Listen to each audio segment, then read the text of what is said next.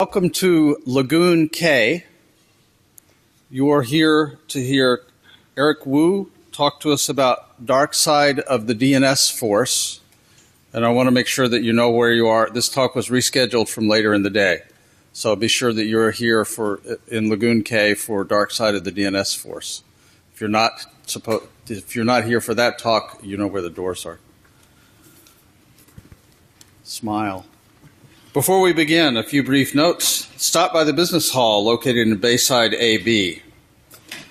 Also, the Black Hat Arsenal is on in the Palm Foyer on level 3, and of course the Arsenal reception at 1700. If you haven't picked up your merchandise today, it's your last chance to visit the Black Hat Swag and Bookstore.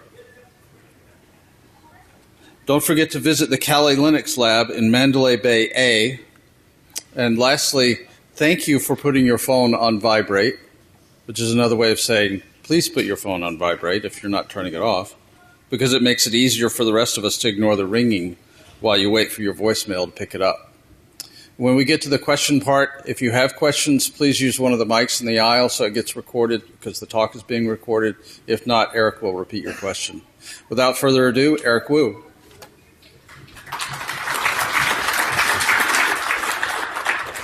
Thank you, Ray. Good morning. DNS, domain name system, is a simple internet protocol touched by millions of users, including attackers from the dark side every day. In this talk, I'm going to discuss a set of new secret weapons behind some recent DNS-based attacks. Without DNS, it's impossible for us to navigate the internet with the numeric IP addresses. Does anyone remember this IP address?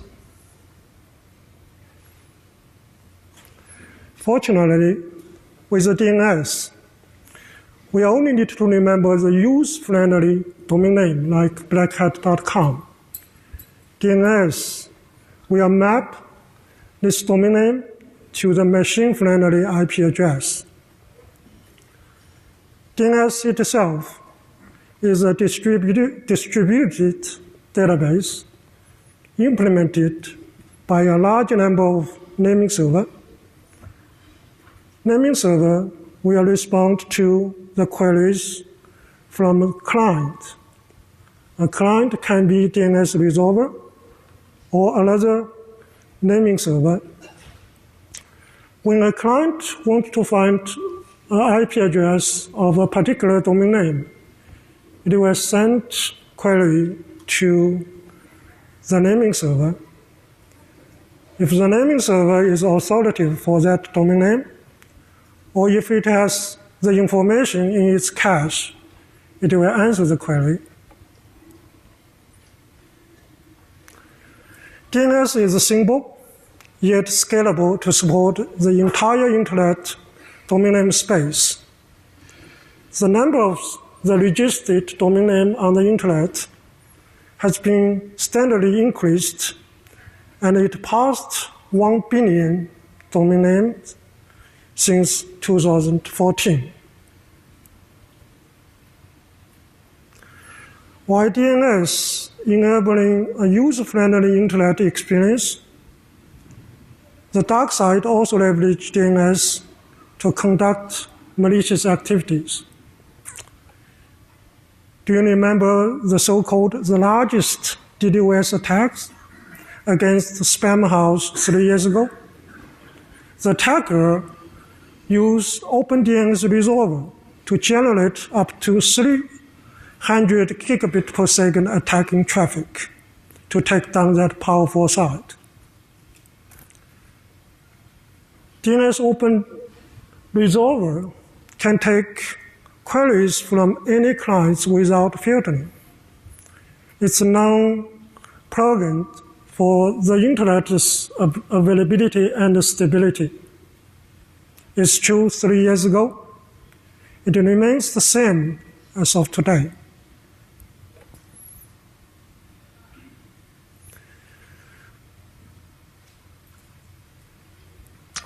By disabling one or more the enablers, we can effectively address this type of amplification attacks.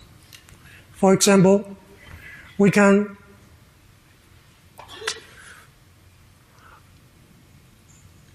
in addition to DNS resolver, there are two other enabling elements. One is DNS amplifiers, which provide large answer for a small query. And the amplifier can be legitimate domain name or purpose-built ones that do nothing but provide large amplification factor. The second element is the spoofing of the sending IP address of victim site. By doing so, the attacker can redirect the attacking traffic to the victim site. Let's take a look at a few examples of DNS amplifier.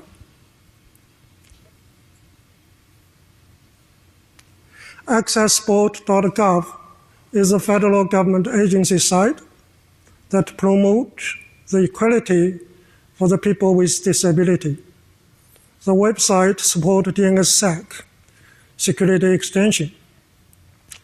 And the large answer of 3,900 bytes contains public keys and signatures required for DNSSEC verification. The amplification factor is up to 100. The attacker can also use purpose-built amplifier.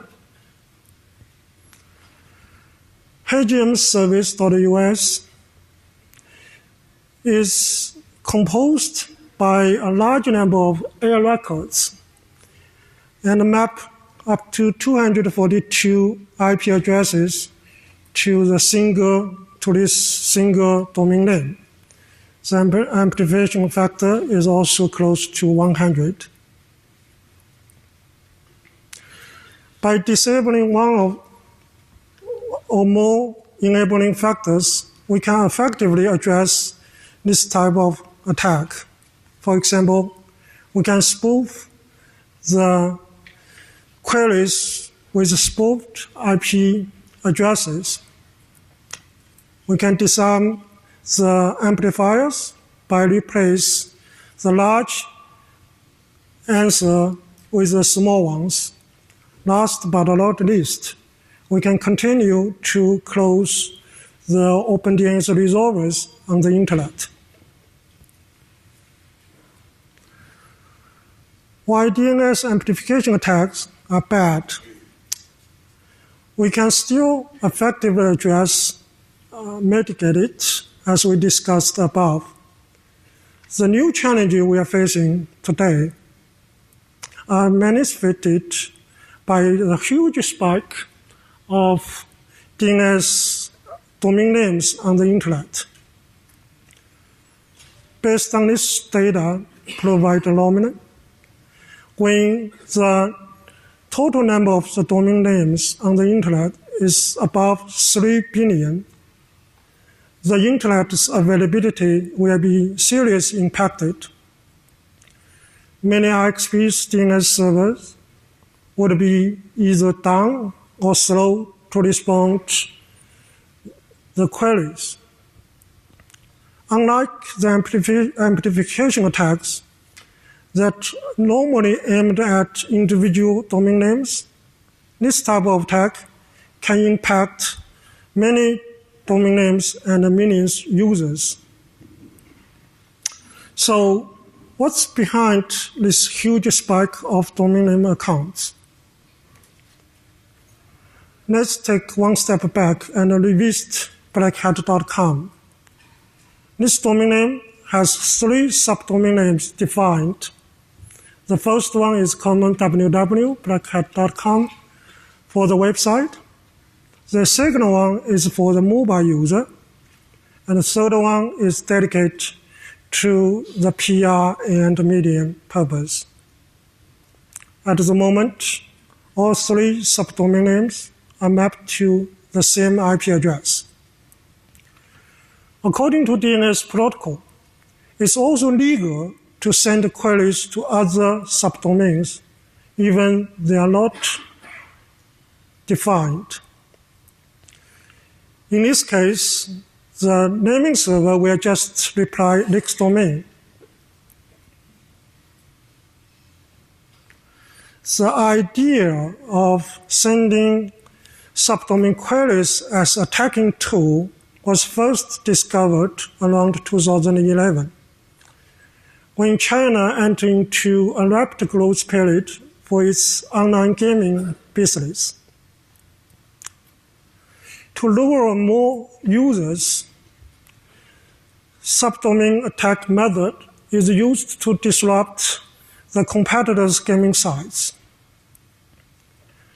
The initial data we received from China was simply use of sequence numbers as prefixed to the target site.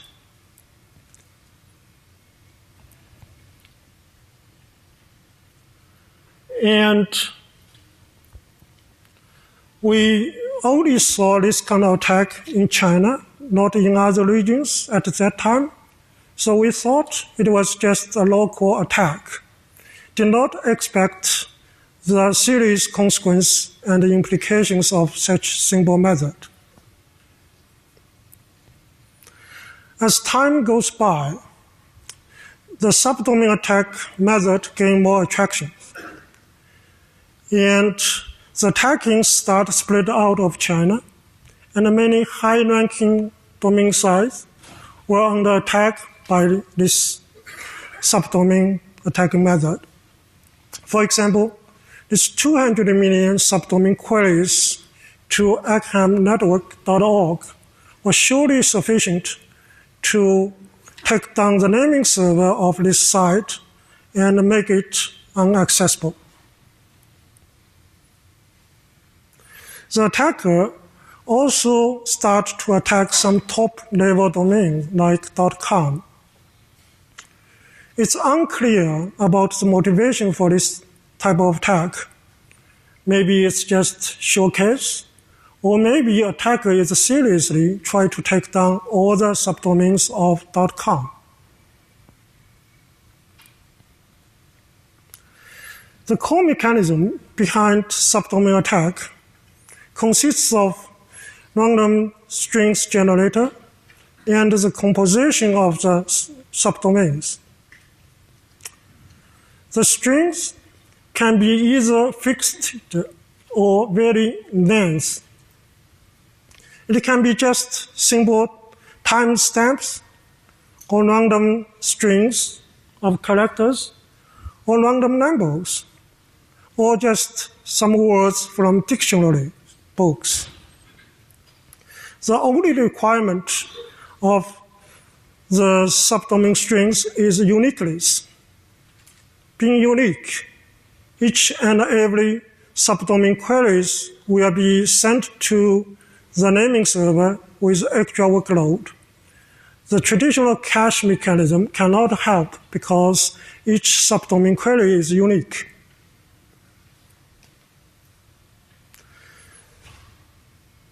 Subdomain strings position also play an important role to help invade detection.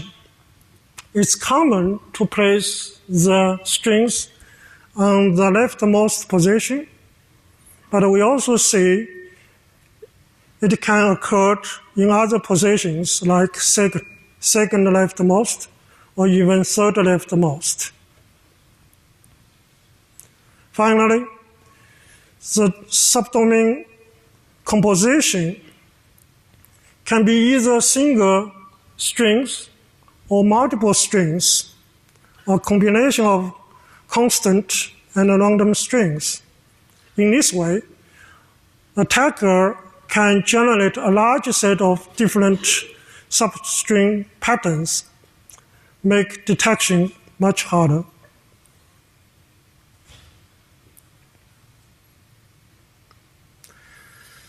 The impact of this subdomain attack is more severe than other methods against the DNS infrastructure for the following reason. First, it's very easy to generate unique substrings. Either it's random strings or sequence numbers, or dictionary words, or combination of above. Second, the OpenDNS resolver is not necessary because the volume of tag traffic required to take down a naming server is magnitude less than what's normally required by traditional DDoS attack method. Third, this type of attack aimed at naming server of target, not the target domain itself. So the spoofing IP address of target is not necessary, although it can be used to hide attacker's original IP address. As we know, a naming server can serve many domain names. It's also true for DNS resolver. It can accept and process queries from multiple clients. From a attacker's viewpoint, it's much easy task to generate less traffic volume in order to take down the naming server. And for IXPs, DNS server with 5 million query per second, or QPS, is high-end one. In order to take down such powerful DNS server, the attacker only needs to generate 2 gigabit per second traffic. It's far more easy task compared to the 300 gigabit attacking traffic required to take down the spam house site.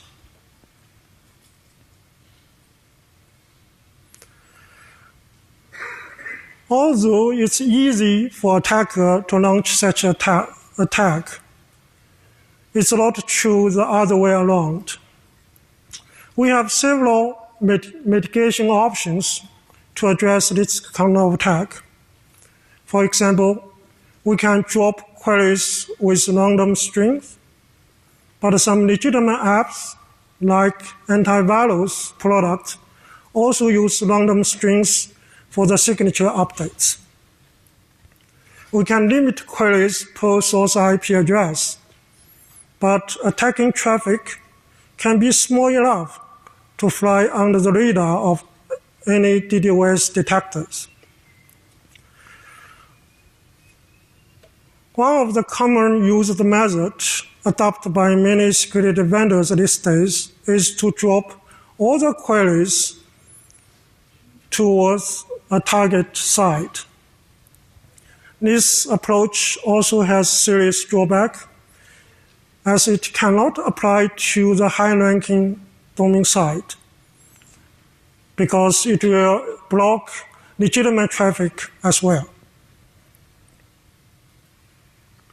In conclusion, the dark side has been quite clever to abuse and explore the DNS protocol to serve its purpose.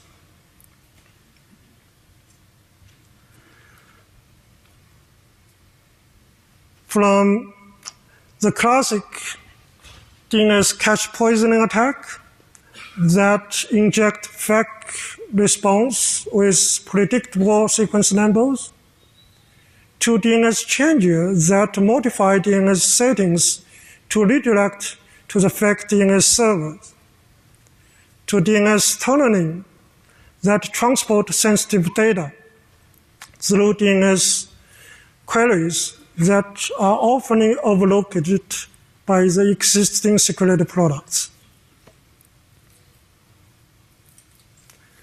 It's a sad fact that the dark side has repeatedly won the battles in the cyberspace. Despite all the resources and effects we have put to secure our digital assets and services. One of the reasons is the asymmetric advantages enjoyed by the dark side. They can continue the trial and error cycle until succeed without paying extra cost except the time delays. It's time for us to rethink our security strategy. Deception can be the key for us to rebalance the symmetric warfare situation and help us to win the war in the future. Thank you.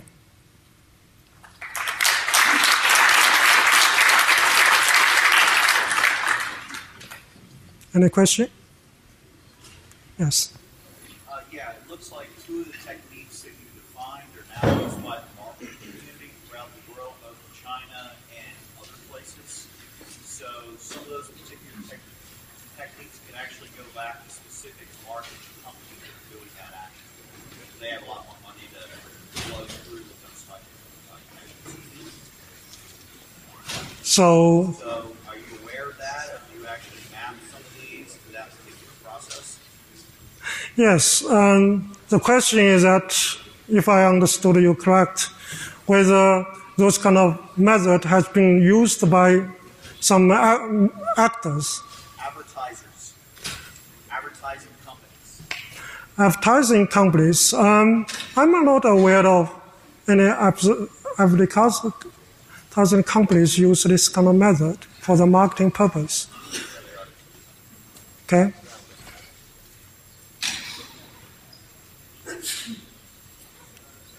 Okay.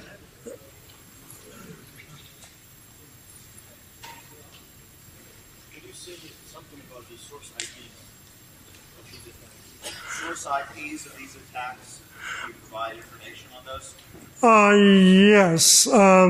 Actually, sometimes the source IP can just come from residential IP addresses, or sometimes it can be just spoofed IP addresses. It varies from attack to attack. Yeah, it's usually botnets. So if you do research on where are these coming from?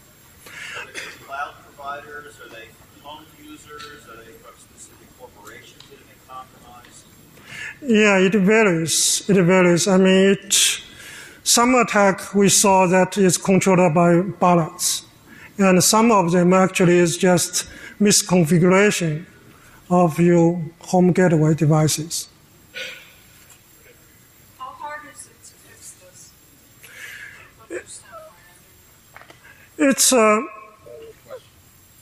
It's a lot easy. I mean, there are different options. For example, you can just drop this kind of attacking packets.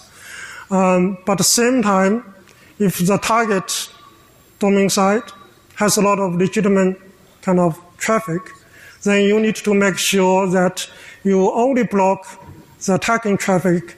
At the same time, you have to allow the legitimate traffic to go through. So you have to do some deep analysis to make sure there will be no false positives. Do you see this getting worse or better? It's getting worse because this is kind of weakness of protocol. And when bad guys start to leverage it, it's hard to deal. Thank you.